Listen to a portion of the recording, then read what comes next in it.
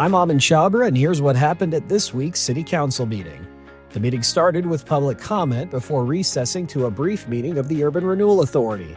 Upon return to the regular meeting, Council tackled an extensive list of noticed Council business items, which consisted of the following: a staff study to determine if a speed limit increase on Highway 2 is warranted, a requirement for door-to-door solicitors to show clear identification and intent on what they are selling, a proclamation recognizing the Cultural Council's efforts during another very successful Music in the Park series this summer, a request to appoint City Manager Jason Rogers to the ARC Board of Directors, a resolution requesting support for the South Adams County Fire District's 2025 ballot measure, and finally, support of the memorial bench for Isabela Salas Morales.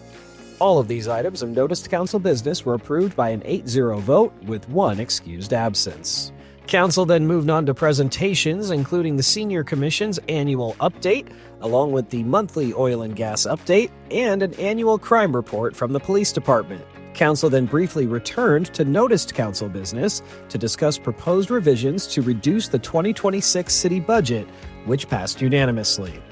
The consent agenda came next with 16 items, one of which was removed for further discussion before all were eventually approved by an 8-0 vote.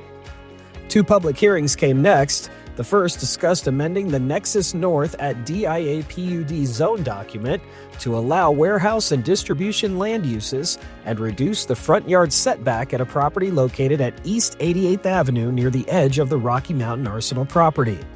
After a lengthy discussion, the motion was approved by a 6-2 vote. The second public hearing covered annexation eligibility for a property at East 80th Avenue west of Oneida Street. After discussion, that motion was approved unanimously. The following three resolutions came next and were eventually approved.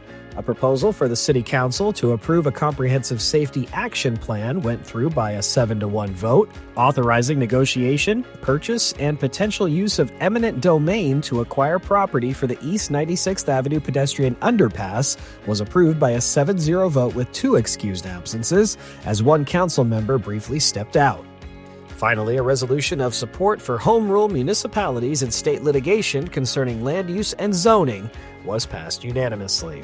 Administrative Council business came next, with Council voting 8-0 to hold a special meeting next week to discuss potentially donating $3,800 to Adams 14 School District for a stage and concert at next month's Adams City High School homecoming event. For more information about what happened at this week's City Council meeting, you can watch online at c3gov.com/video. Thanks for listening.